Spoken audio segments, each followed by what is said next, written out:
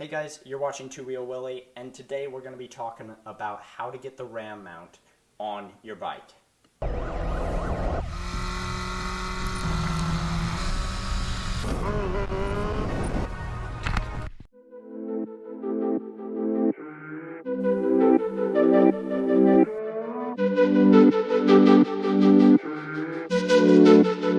the first thing you're going to do is put the expansion plug in your fork stem. Just let it rest right there, and then push it down slightly and give it a twist. That's going to make the mark where you put your first cut on the plug. Alright, so we're going to be cutting the fork stem filler. I think that's what they call it. So if you can see that mark right there, you're just going to take a razor blade, or in my case, kitchen knife, because I can't seem to find a razor blade. And you're just going to rotate this while you cut it to get the most precise cut.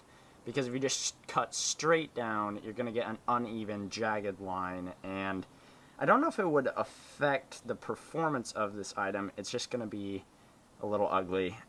2 hours later. Alright, once you've got that piece cut, you can actually discard this, throw it away. I don't know what you want to do with it, but you don't need this part anymore. Once you've got this piece, you're going to want to measure 1 inch from the top of the cut. So for me, that's not very much. And then you just want to make a little mark right there. I do not recommend cutting this with a kitchen knife because it's insanely hard. Okay, you can put the measuring tape away. We don't need it anymore. Then you're just gonna repeat the process. I really recommend doing this with box cutter.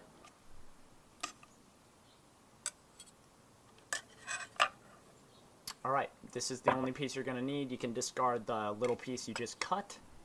Alright, once you've gotten this piece cut, there is these pieces in your package. This is the ball mount.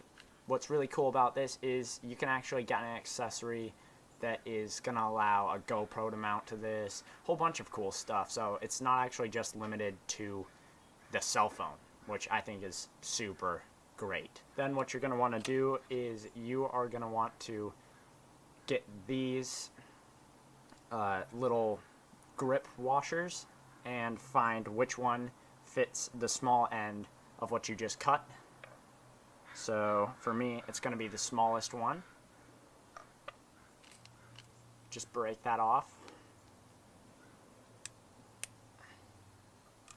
And you can discard the rest.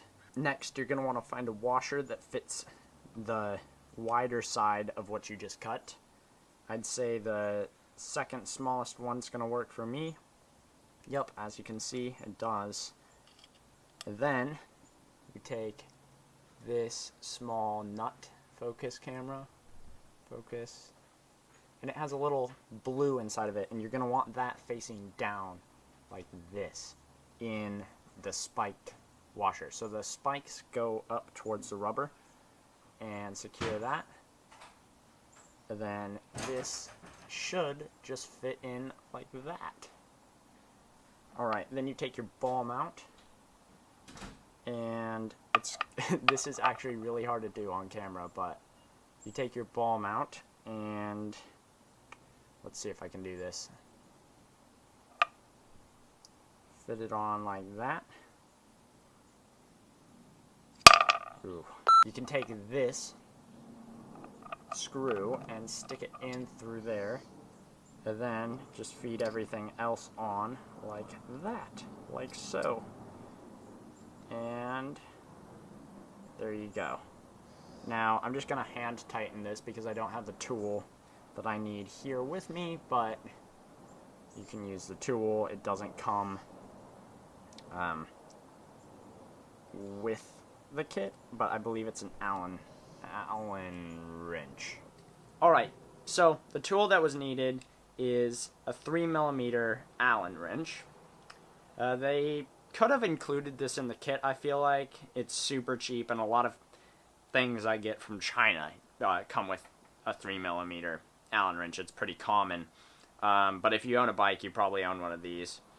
So you're going to take what we've already built, And one word of caution, or, well, word of advice is I would tighten this down so that the rubber has already expanded. So what happens is when you tighten this and you hold on to this, it's going to actually expand this rubber piece, and that's what's going to hold it in this hole. So just get this so that when you stick it down in, you get some resistance, so that's hard to push down there. So this is a little too hard for me to get down into there, so we can actually just loosen it up a little bit and just get it so that it's hard for you to get it down there, because this is going to allow you to tighten this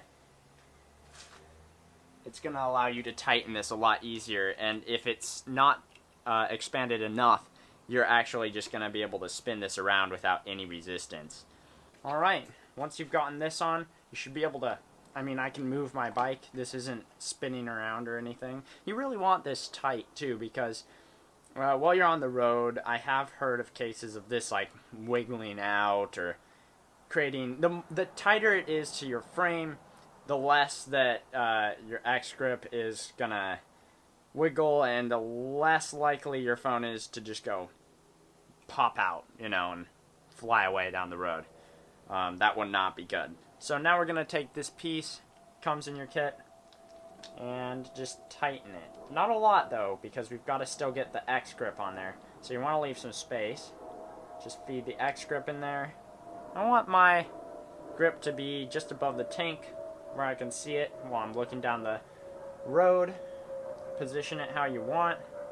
Tighten this down. Alright, there you go. That's how you install an X grip, guys.